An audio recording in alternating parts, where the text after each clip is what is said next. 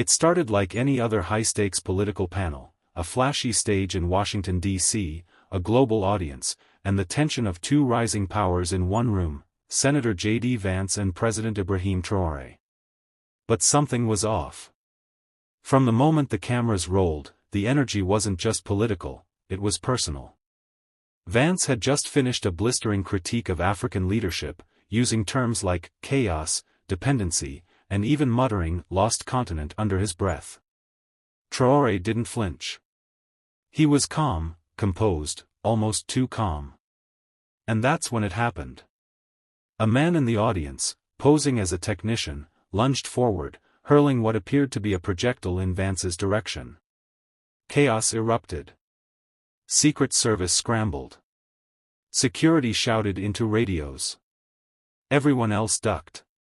Except Traoré. He moved first. Quick. Instinctive. His arm came up, intercepting the object midair. A small device, shiny, discreet, but unmistakably rigged. Silence fell. Cameras zoomed in.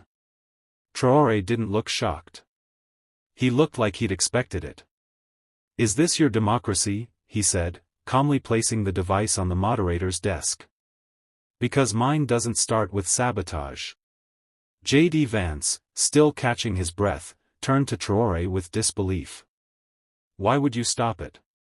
You and I are supposed to be enemies." Traoré looked him dead in the eye. "I debate enemies. I don't ambush them." And just like that, the narrative flipped. Traoré wasn't just a foreign leader. He had just saved an American senator, on American soil, from a mysterious political strike. The media scrambled. The audience froze. Twitter exploded. And Traoré? He calmly reached for his mic and said, "Now can we talk about who really wants war, and who just stopped one?" This wasn't just a debate anymore. It was a reckoning. The broadcast cut to an emergency break, but what happened backstage was even more explosive than what America saw. Producers shouted into headsets. FBI agents stormed in. And J.D. Vance, still shaken, pulled Traoré aside. "Why did you really do it?" he asked, not out of gratitude, but suspicion. Traoré didn't answer immediately. He looked around the room. The technicians. The lights.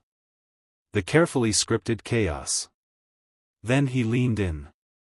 "Because if they can try that with you, Senator, what do you think they've tried with us for decades?" Vance stiffened. "You're saying this came from inside?" "I'm saying," Traoré replied, "your enemies and mine may not wear the same badge, but they shake the same hands." Moments later, the FBI brought the device to a table for analysis. A small flash drive was embedded in the base. It wasn't just a bomb. It was a leak. Blueprints. Schedules. Names. Mostly American. One caught everyone's eye: Sparrow, a codename tied to off-the-books operations in West Africa. Vance looked at the file, pale. "This was meant for me," he muttered. Traoré shook his head. "No. It was meant to frame you. Or kill you. Either way, silence you." Outside, the press was spinning. Left and right anchors filled airtime with speculation. Traoré saved Vance, but at what cost? Was this staged? Foreign interference or domestic betrayal? But while the media spun, Traoré studied. He turned to Vance again. "I stopped a device. Now I want to stop a system. You ready for that conversation?" The senator didn't answer. But the fear in his eyes said everything. Traoré wasn't playing the outsider anymore. He was inside the house, and lighting every match he could find.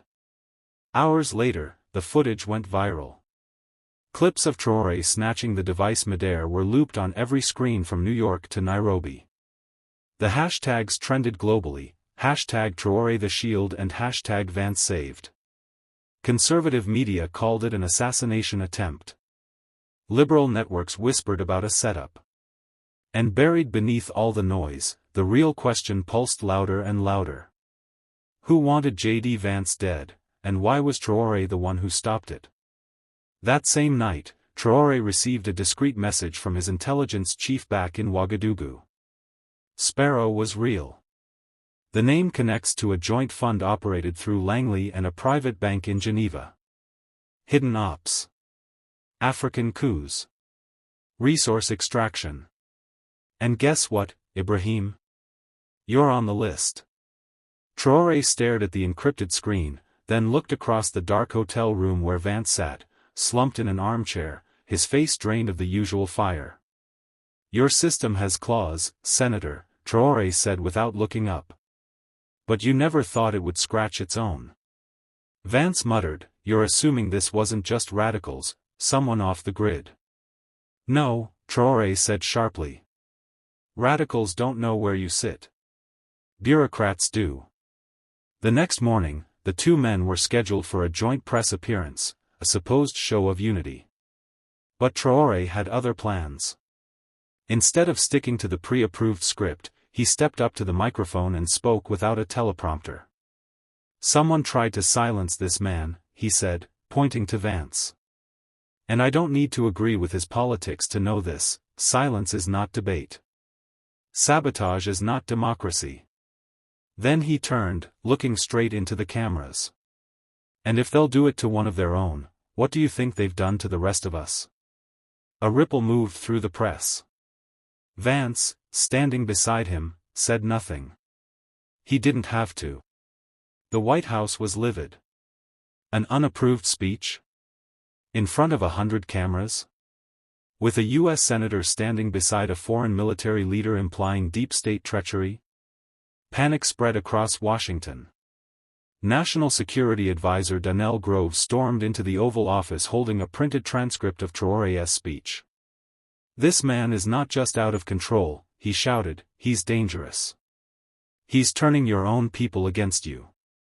And the worst part? He's making it sound true. President Biden's face tightened. Where's Vance? Still in the hotel. Refuses to take our calls. And Traoré? Groves hesitated. He's trending. Meanwhile, inside that same hotel, Traoré and Vance were in a silent standoff of a different kind. The air between them was thick with suspicion, mutual, heavy, but no longer hostile. Vance finally broke the silence. You think I don't know the system's broken, he said quietly. But you call it out like you're clean. You really think you've got no blood on your hands? Traoré didn't flinch. We all carry blood. The difference is who we bleed for. There was a long pause. You're not what I expected, Vance admitted. And you, Traoré replied, are exactly what I hoped, someone who still listens when the cameras turn off. Just then, a knock at the door. It was a staffer. They want you both in the debate hall. 10 minutes. But the debate stage would no longer be just a political showdown. Not after what had happened. Now, the world was watching for a war of words that might ignite something far greater. And neither man had any intention of holding back. The debate hall was packed, journalists shoulder to shoulder, advisors sweating beneath studio lights, producers barking orders into earpieces. But it was the silence between the crowds rustling that said the most. Everyone knew this was no longer about policy. This was about power. Vance adjusted his tie behind the curtain, his face pale but collected. Traoré stood beside him in his crisp, collarless uniform, hands clasped calmly in front of him. A staffer tried to hand him a pre-approved statement. He didn't even glance at it. You're going off script again, aren't you? Vance said with a half-smirk. Traoré looked at him. I never had your script to begin with. As the lights dimmed and the moderator's voice echoed through the hall, the two men walked out side by side. But they weren't allies. Not yet.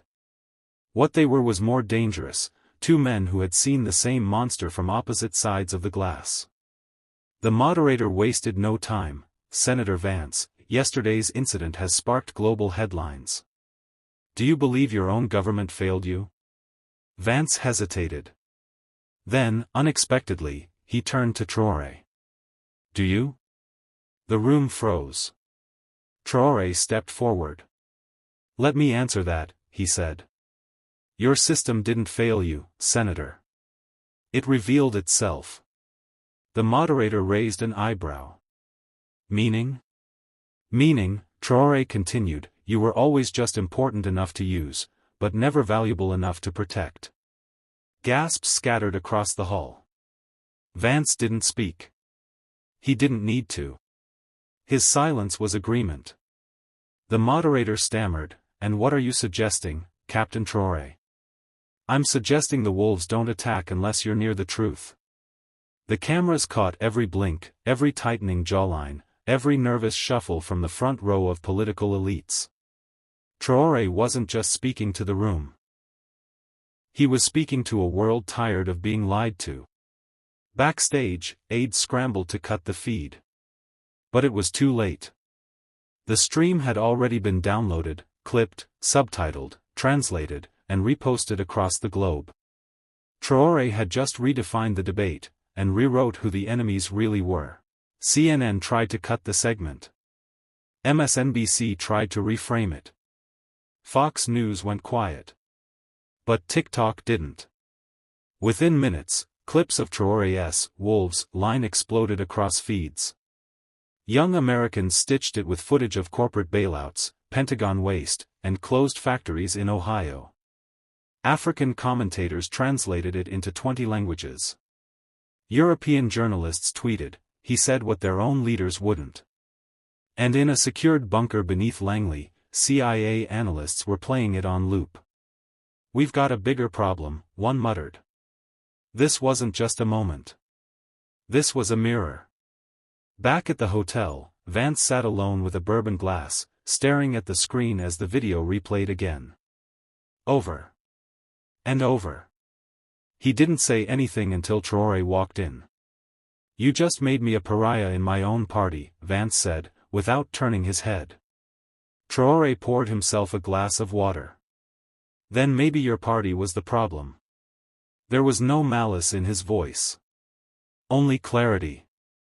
And that's what unnerved Vance most. Traoré didn't need volume to shake the pillars of power. He only needed conviction. I can't protect you anymore, Vance said. I never asked you to. Vance stood, took a breath, and said, they're going to spin this. They'll say it was a setup. They'll say we rehearsed it. And what will you say?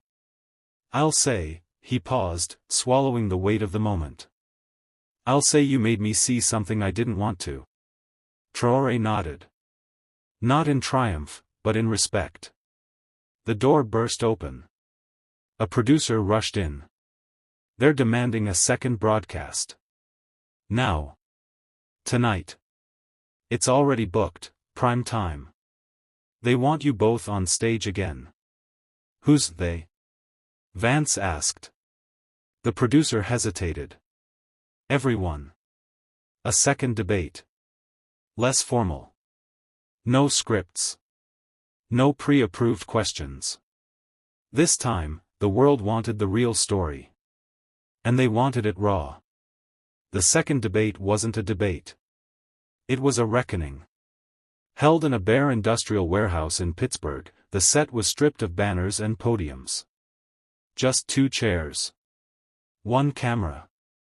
A single mic swinging from the ceiling like a noose. No moderators. No commercials. Just truth, or whatever could survive the heat. Vance looked uneasy. Traoré didn't. The broadcast opened with silence. Then a question blinked onto the screen. What do you owe the people who trusted you? Vance glanced down. Traoré didn't break eye contact with the lens. I owe them honesty, Vance said. Even if it hurts. No, Traoré said. You owe them courage. And you haven't paid. The audience watching from across the world sat frozen. For a man raised in war zones, Traoré's calm was unnerving. He didn't shout. He didn't smile. He simply stared into the camera like he was addressing the people directly, not through it. You defend the machine because it made you comfortable, Traoré continued. But comfort has killed more souls than any weapon I've seen. Vance snapped back. Easy to criticize. Harder to govern. And yet I govern without billionaires whispering in my ear. There it was. The jab no one expected him to say out loud. Traoré was done being diplomatic. The chat exploded. Did he just say that? This is historic. He's calling out everyone. Vance tried to reset. America doesn't need to be insulted. It needs to be reminded who it is. No, Traoré replied. It needs to be reminded what it's done. A silence dropped heavy in the room. Then Traoré stood up, looked at the camera and said, I came here with nothing to gain. I leave with nothing to lose. But millions heard me. And they won't forget. He left the chair empty. Even Vance didn't try to stop him. Because how do you interrupt a storm? Backstage, the production team was scrambling, phones ringing, security heightened, reporters banging on locked doors. But Traoré? He was already outside, walking alone beneath steel-gray skies, untouched by the storm he'd just created. Inside, J.D. Vance sat still, head bowed, hands folded. A CNN producer leaned in. They want a response. Do you want to stay silent? He looked up. What would silence fix? Cameras rolled again, not for a rebuttal, but for something America hadn't seen in years, a man wrestling with truth on live TV. I've spent years defending a system, Vance began. Tonight, I saw what it looks like from the other side. Traoré, watching from a nearby monitor in a quiet van, didn't smile. He didn't gloat. He simply nodded, because the point wasn't to destroy Vance. It was to awaken him. Back online, reactions spiraled into the millions. One tweet read, "This isn't politics anymore. This is soul-searching." In Washington, Senate aides scrambled to draft new talking points. In Silicon Valley, tech execs started asking how they'd missed the pulse. In Atlanta, a civil rights museum offered to archive the debate footage. And in a classroom in Detroit, a teacher played Traoré's speech and asked her students, "What does leadership sound like to you?" Meanwhile, Vance made one final decision.